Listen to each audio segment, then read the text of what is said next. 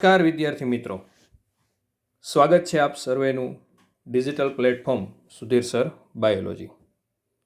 હવે આજે આપણે ઘણા બધા સમય પછી મળીએ છીએ ધોરણ 11 માટે. ધોરણ 11 અને એની અંદર આપણે ચેપ્ટર 9 જેનું નામ છે જૈવિક અણુઓ. જૈવિક અણુઓ. હવે ઘણા બધા વિદ્યાર્થી મિત્રોનું મને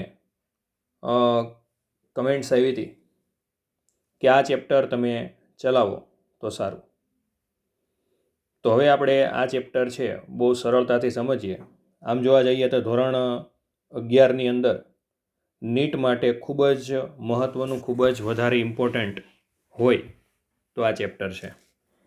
અને આ ચેપ્ટરની અંદર કઈ રીતે આપણે સરળતાથી સમજીએ એના વિશે આપણે અભ્યાસ કરશું.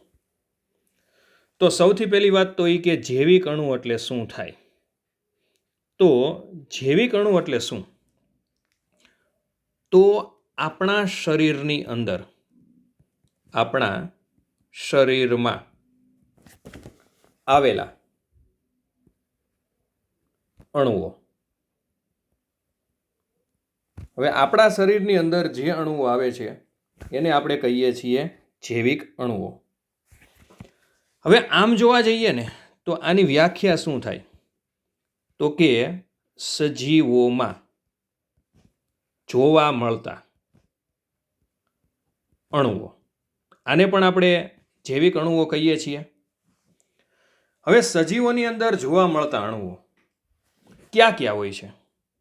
તો આની અંદર મુખ્યત્વે આમ જોવા જાઓ તો બે પ્રકારના અણુ આવશે. એમાંથી એક આવશે કાર્બનિક અણુ અને એક આવશે અકાર્બનિક અણુ. હવે પ્રશ્ન આપણને એવો થાય, કાર્બનિક એટલે શું થાય? તો કે જેની અંદર કાર્બન હાજર હોય તે, અને જેની અંદર કાર્બન ગેરહાજર હોય તેને કહેવાય અકાર્બનિક અણુ. હવે આ જે કાર્બનિક અને અકાર્બનિક અણુઓ કે જેને આપણે કહીએ છીએ જૈવિક અણુઓ, હવે આ સજીવોમાં તો જોવા મળે જ છે, એ વસ્તુ કન્ફર્મ છે. તો હવે આપણને પ્રશ્ન એવો થાય કે આ જે અણુઓ છે કે જે સજીવોમાં જોવા મળે છે, સજીવોમાં જોવા મળે એ કયા સ્વરૂપે જોવા મળે? આવો આપણને પ્રશ્ન થાય. હવે કયા સ્વરૂપે જોવા મળે? તો આની અંદર છે ને આપણે કયા સ્વરૂપેની અંદર એક્ઝામ્પલ લઈએ, જટિલ અને સરળ બે લઈએ. હવે જટિલની અંદર છે ને આપણને આપણા શરીરની અંદર જોવા મળતા બધા જ મહાઅણુઓ વિશે આપણે અભ્યાસ કરીએ. બધા જ મહાઅણુ. હવે પ્રશ્ન એવો થાય કે મહાઅણુઓ ક્યાં ક્યાં છે? તો એની અંદર આવશે કાર્બોદિત, ત્યાર પછી આવશે લિપિડ, ત્યાર પછી આવશે પ્રોટીન અને ત્યાર પછી આવશે ન્યુક્લિક એસિડ. અને સરળ અણુની અંદર આવશે બધા જ પ્રકારના અકાર્બનિક અણુ. હવે આમ જોવા જઈએ ને તો આ જે કાર્બનિક અણુ છે, મતલબ કે જે આ મહાઅણુઓ છે એ બન્યા છે ક્યાંથી? તો કે અકાર્બનિક સ્વરૂપમાંથી જ ને ક્યાંયથી બન્યા છે. હવે પ્રશ્ન એવો થાય કે તમે કોઈ પણ સજીવનું પૃથ્થકરણ કરો. હવે આપણે પ્રસ્તાવનાની શરૂઆત કરીએ કે કોઈ પણ સજીવનું પૃથ્થકરણ કરવામાં આવે, બરોબર? કોઈ પણ સજીવનું પૃથ્થકરણ કરવામાં આવે તો આપણને આ બધા અણુઓ મળે છે. તો હવે ક્વેશ્ચન આપણો એવો છે કે આ સજીવનું પૃથ્થકરણ કરવામાં આવે તો જ મળે કે તમે નિર્જીવ પદાર્થનું પૃથ્થકરણ કરો તોય મળે? તો આનો જવાબ શું આવશે? તો કે આપણે જે જૈવિક અણુઓ વિશે અભ્યાસ કરીએ છીએ એ સજીવોની અંદર તો જોવા મળે જ છે, એટલે કે સજીવોમાં જોવા મળે, બરોબર છે. પરંતુ સાથે સાથે તે નિર્જીવોમાં પણ જોવા મળે છે, બરોબર? નિર્જીવોમાં પણ જોવા મળે. તો હવે પ્રશ્ન એવો થાય, હાલો એક પ્રશ્નનો તો આપણને જવાબ મળી ગયો કે સજીવોમાં જોવા મળે છે, નિર્જીવમાં જોવા મળે છે. તો આનો જવાબ તો આપણને મળી ગયો, આ આપણે લખ્યું એટલે એની અંદર જવાબ આવશે હા, રાઈટ. તો હવે આપણને પ્રશ્ન શું થાય કે હાલો સજીવોમાં જોવા મળે છે તો નિર્જીવોમાં જોવા મળે છે, તો નિર્જીવોમાં ક્યાં જોવા મળે છે? તો આની અંદર આવશે ભૂપળ. ભૂપળ એટલે શું થાય? તો કે જમીનનું પડ. હવે આપણને બધાને ખબર છે અને આપણે એમ પણ બોલીએ છીએ કે આપણું શરીર પંચમહાભૂત તત્વોનું બનેલું છે. પંચમહાભૂત તત્વ એટલે કે ખાસ કરીને જમીનની અંદર જોવા મળતા હોઈએ જ, એટલે ભૂપળની અંદર એ જોવા મળે છે તત્વો અને આપણી અંદર પણ જોવા મળે છે.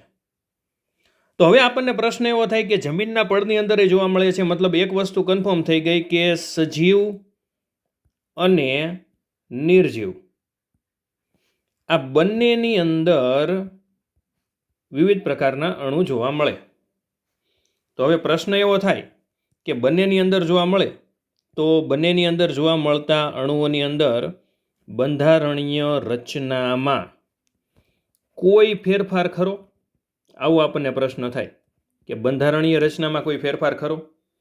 તો એનો પણ જવાબ આવશે ના. શું કામ?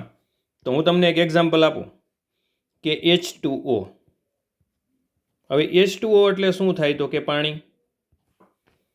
હવે આ પાણી છે ને એ આપણા સજીવના શરીરની અંદર જોવા મળશે, પ્લસ ભૂપળની અંદર જોવા મળશે. તો આ પાણી છે, હું એમ કહું કે આ જે પાણી છે એનું બંધારણ સમાન છે કે અલગ અલગ? મતલબ કે આપણા શરીરમાં જોવા મળે છે એની અંદર બંધારણ છે એવું જ જમીનમાં હશે.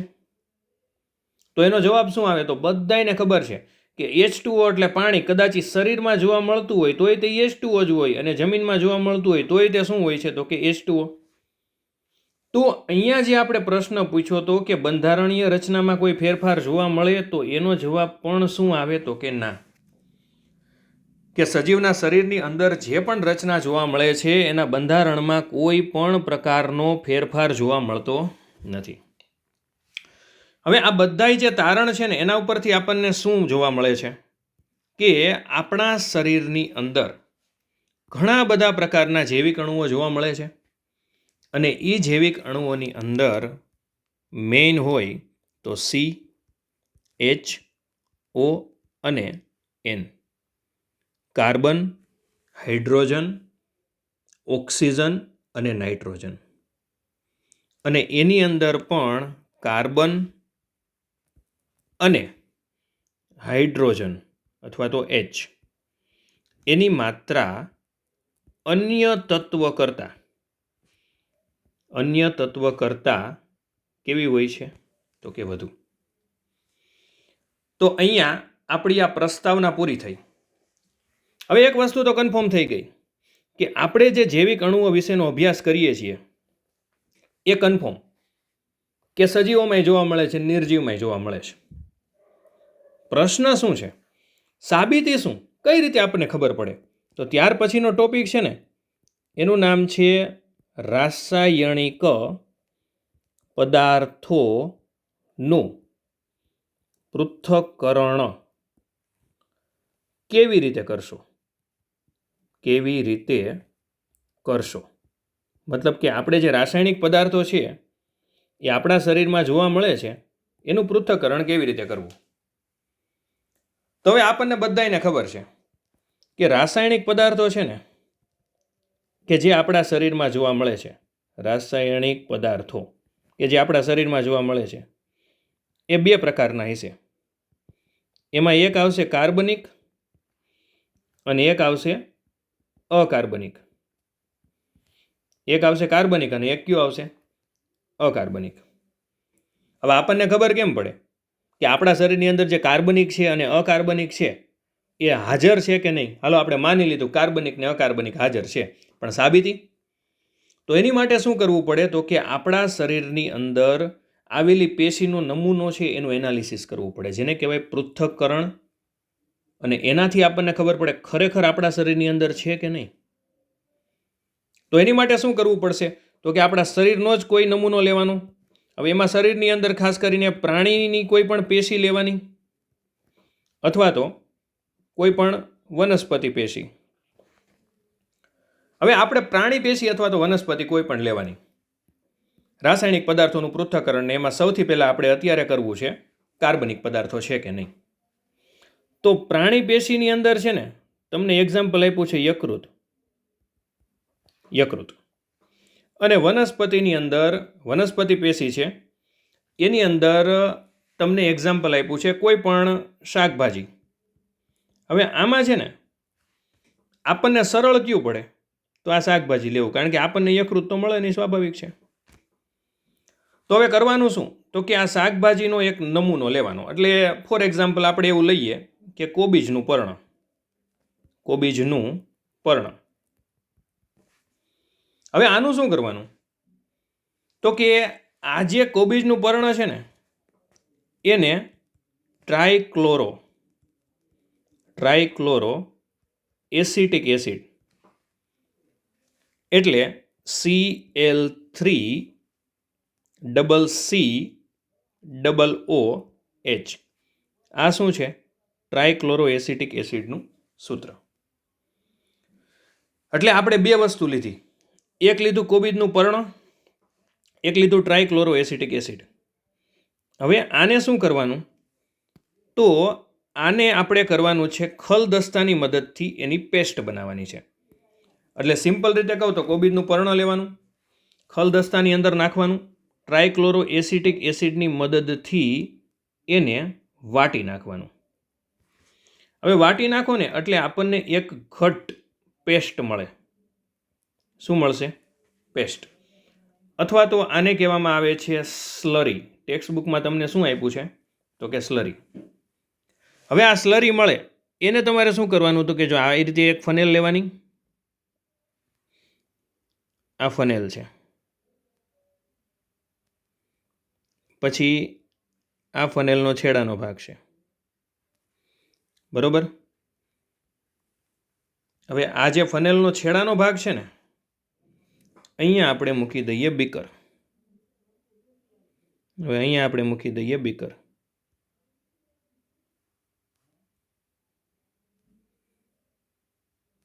આ બીકર છે. હવે આ ગાળવું ને એની પહેલાં આ ફનેલની અંદર ચીઝ ક્લોથ અથવા તો કોટન મૂકવાનું. એટલે હું અહીં નામ લખું છું. આ જે છે એ છે ચીઝ ક્લોથ અથવા તો આવશે કોટન, એટલે રૂ. હવે આની અંદર આપણે શું કર્યું તો કે આપણને જે પણ ઘટ્ટ પદાર્થ મળ્યો હતો અથવા તો ઘટ્ટ જે પેસ્ટ પ્રાપ્ત થઈ હતી આવડિયા, આપણને જે પેસ્ટ પ્રાપ્ત થઈ હતી ને એ પેસ્ટને આની અંદર આપણે ભરી દીધી. એટલે આ જે છે ને આ એ શું છે તો કે પેસ્ટ. હવે પેસ્ટ ભરશો એટલે આની અંદર છે ને જેટલું પ્રવાહી હશે, આ પેસ્ટની અંદર જેટલું પ્રવાહી હશે એ બધુંય જે દ્રાવ્ય થઈ અને એ ક્યાં ભેગું થશે તો કે આ બીકરની અંદર ભેગું થાય. ક્યાં ભેગું થશે તો કે બીકરની અંદર. હવે આ બીકરની અંદર જે દ્રાવ્ય થશે ને એને નામ આપવામાં આવશે એસિડ દ્રાવ્ય ભાગ. શું નામ આપવામાં આવે તો કે એસિડ દ્રાવ્ય ભાગ. હવે જે એસિડની અંદર દ્રાવ્ય થતું હતું, ટ્રાઇક્લોરો એસિટિક એસિડની અંદર જે દ્રાવ્ય થતું હતું ને એ બધું આ બીકરની અંદર આવી ગયું. જે દ્રાવ્ય નહીં થયું હોય એ ક્યાં હશે તો કે આ જે ફનેલની અંદર રહેશે, આને આપણે કહીશું એસિડ અદ્રાવ્ય ભાગ. હવે આ જે એસિડ અદ્રાવ્ય ભાગ છે ને બરોબર, એની અંદર વૈજ્ઞાનિકોને હજારો જેટલા કાર્બનિક પદાર્થો મળ્યા. આવું કીધું છે, કાર્બનિક પદાર્થો મળ્યા, બરોબર. હવે આ જે એસિડ અદ્રાવ્ય ભાગ છે એની અંદર હજારો કાર્બનિક પદાર્થ મળ્યા, એટલું કીધું ખાલી આપણને. હવે પ્રશ્ન આપણને એવો થાય કે આ જે એસિડ અદ્રાવ્ય ભાગ છે એમાં હજારો કાર્બનિક પદાર્થ મળ્યા તો આપણે કઈ રીતે જાણી શકીએ? તો એની માટે આવશે તેનું વિશ્લેષણાત્મક પૃથ્થકરણ કરવું પડે. વિશ્લેષણાત્મક પૃથ્થકરણ એટલે બીજું કાંઈ નહીં, એની લેબોરેટરી કરવી પડે.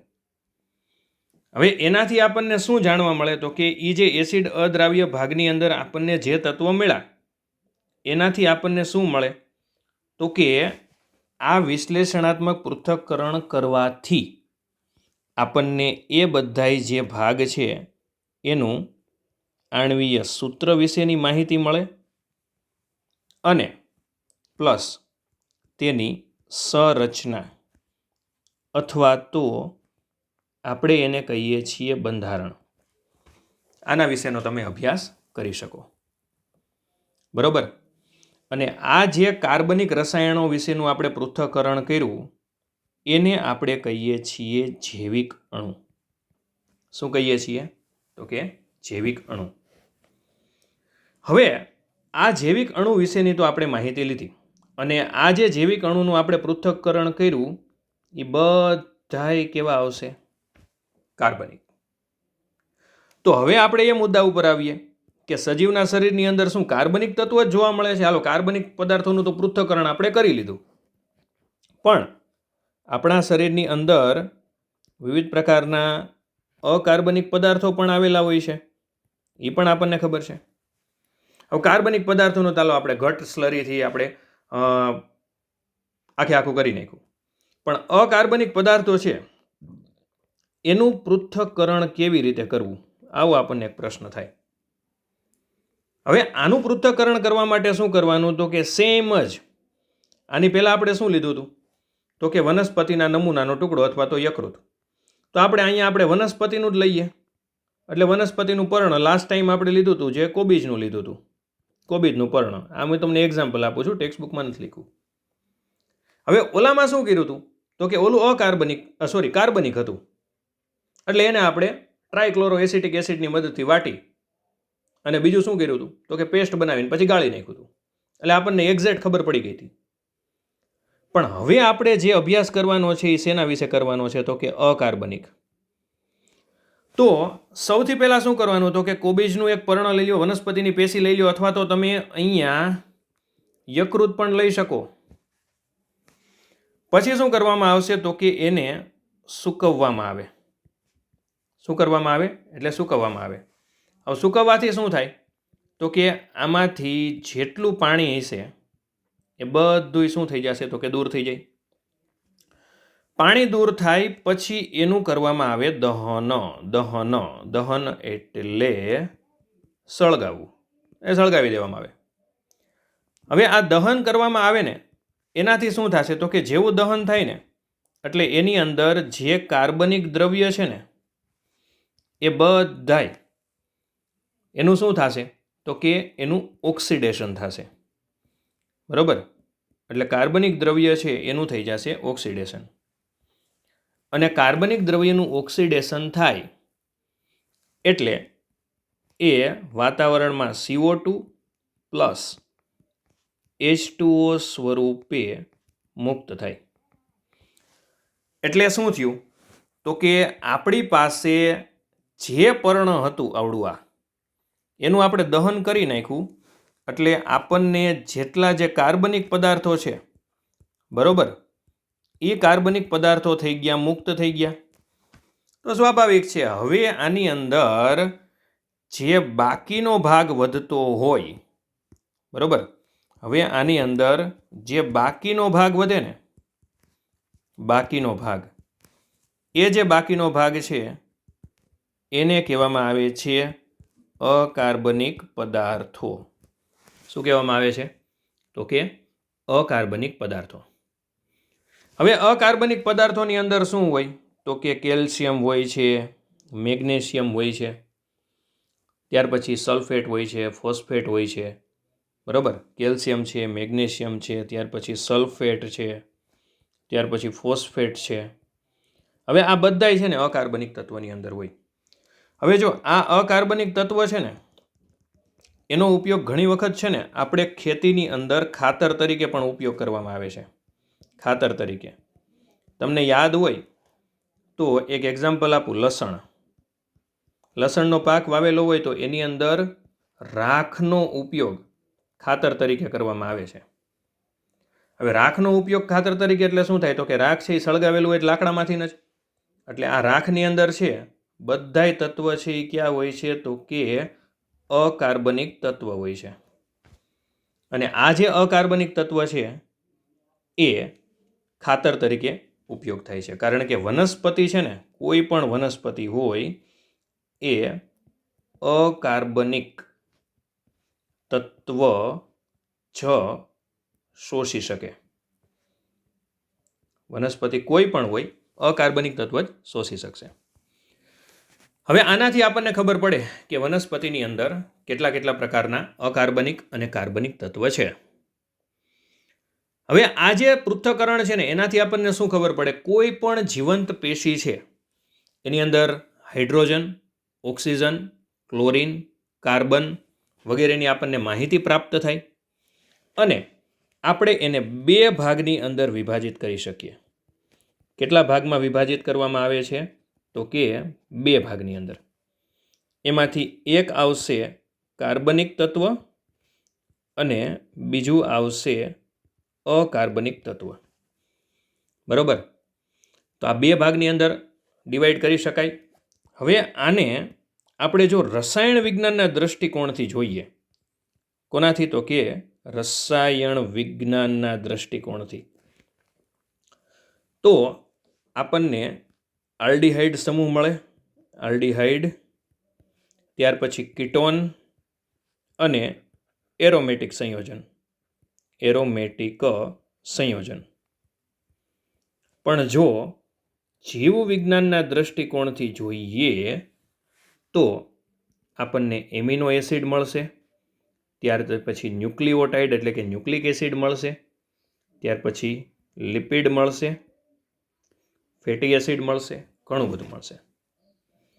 હવે એમાંથી આપણે આજના દિવસની અંદર સૌથી પહેલાં અભ્યાસ કરવાનો છે એમિનો એસિડ. સૌથી પહેલાં અભ્યાસ કરવાનો છે એમિનો એસિડ. હવે એમિનો એસિડનું બંધારણ શું હોય? તો સૌથી પહેલી વાત તો એ કે એમિનો એસિડ ક્યાં કામમાં આવે? તો એમિનો એસિડ એટલે બીજું કાંઈ નથી, પ્રોટીનનો પાયાનો ભાગ. પ્રોટીનનો પાયાનો ભાગ કે જેને શું કહેવામાં આવે છે? તો કે એમિનો એસિડ કહે છે. એટલે આમ જોવા જઈએ ને તો પ્રોટીનમાં ઘણા બધા એમિનો એસિડ એક બંધથી જોડાયેલા હોય જેને કહેવાય પેપ્ટાઇડ બંધ. શું કહેવામાં આવે છે? પેપ્ટાઇડ બંધ. હવે આપણે ભણીએ એમિનો એસિડનું બંધારણ કે આના બંધારણની અંદર હોય શું. તો એમિનો એસિડનું બંધારણ છે ને એમાં એક કાર્બન હોય અને આ જે કાર્બન છે ને એને કહેવામાં આવે છે આલ્ફા કાર્બન. શું કહેવામાં આવે છે? તો કે આલ્ફા કાર્બન. હવે આ કાર્બન છે ને એની સાથે એક એમિનો સમૂહ હોય, ત્યાર પછી એક કાર્બોક્સિલિક સમૂહ હોય. કાર્બોક્સિલિક સમૂહ હોય, ત્યાર પછી એક આર સમૂહ હોય અને એક એચ સમૂહ હોય. એક એચ સમૂહ હોય એટલે કે હાઇડ્રોજન. હવે આની અંદર છે ને આ જે આર સમૂહ છે ને આ છે ને એમિનો એસિડના પ્રકાર અનુસાર બદલાતો રહે. એમિનો એસિડના પ્રકાર અનુસાર બદલાતો રહે. એટલે આમ આપણે સ્ટ્રક્ચર દોરીએ ને તો ધારો કે આ એમિનો એસિડ છે, એની અંદર એક કાર્બન, આપણને બધાને ખબર છે કે કાર્બનની સંયોજકતા 4 હોય. બરોબર? કાર્બનની સંયોજકતા 4 હોય. એટલે અહીંયા એક આવશે એમિનો સમૂહ, ત્યાર પછી એક આવશે કાર્બોક્સિલિક સમૂહ, ત્યાર પછી એક આવશે H સમૂહ અને એક આવશે R સમૂહ. હવે અહીંયા જે R સમૂહ છે ને આ સતત બદલાતો હોય કન્ટિન્યુઅસલી, અને આ જે સમૂહ છે ને એના આધારે એમિનો એસિડના ટોટલ 20 પ્રકાર છે. હવે સમજાવું કઈ રીતે. તો એની માટે ફરીથી આપણે એક વખત સ્ટ્રક્ચર ડ્રો કરી લઈએ કે અહીંયા આવશે આલ્ફા કાર્બન, એમાં એક આવશે એમિનો સમૂહ, ત્યાર પછી એક આવશે કાર્બોક્સિલિક સમૂહ, એક આવશે H સમૂહ અને એક આવશે R. હવે આ R ની અંદર ધારો કે હું H સમૂહ મૂકું R ની જગ્યાએ, તો આ જે એમિનો એસિડ બનશે ને એને કહેવામાં આવે છે ગ્લાયસીન. શું કહેવામાં આવશે? તો કે ગ્લાયસીન. પછી આ H ને હું દૂર કરું અને એની અંદર CH3 મિથાઇલ ઉમેરું, તો અહીંયા જે એમિનો એસિડ બનશે એ બનશે એલેનિન. હજી આપણે આ એલેનિનને દૂર કરીએ, એટલે કે મિથાઇલને દૂર કરીએ અને હાઇડ્રોક્સી મિથાઇલ કરું, એટલે CH2OH. બરોબર, CH2OH. તો અહીંયા જે એમિનો એસિડ બનશે એ આવશે સેરીન. તો આ બધા જે પ્રકાર છે ને એના ઉપરથી આપણે શું શીખા? તો કે R સમૂહ છે ને એ એમિનો એસિડના પ્રકાર દરમિયાન સતત બદલાતો રહે છે. જ્યારે આ જે ત્રણ સમૂહ છે આ સમૂહ છે ને એ બધાય એમિનો એસિડની અંદર કેવા હોય છે? તો કે સમાન હોય છે. બરોબર. હવે આમાં આપણે 3ના બંધારણ ભણ્યા. હવે આ બધા જે બંધારણ છે ને એના આધારે તો એમિનો એસિડના પ્રકાર આપણે પડ્યા, R સમૂહના આધારે તો એમિનો એસિડના પ્રકાર પડ્યા, પરંતુ આ જે સમૂહ છે બધાય એમિનો છે, ત્યાર પછી કાર્બોક્સિલ છે, ત્યાર પછી R છે, આ બધાય જે સમૂહ છે એની આવશ્યકતા છે ને એ મુખ્યત્વે એમિનો એસિડના ભૌતિક અને રાસાયણિક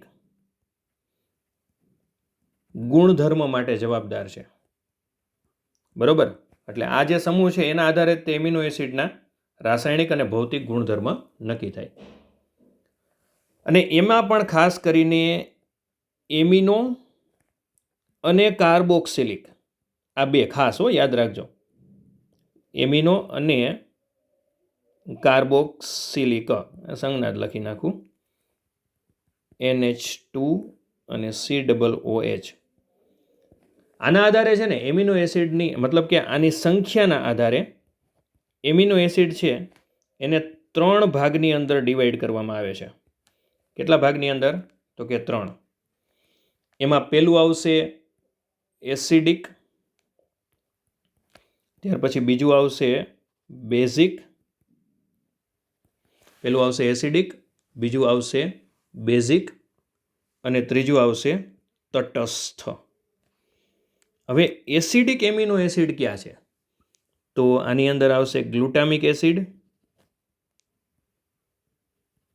બેઝિક ક્યાં છે? તો એની અંદર આવશે લાઇસિન અને તટસ્થની અંદર આવશે વેલાઇન.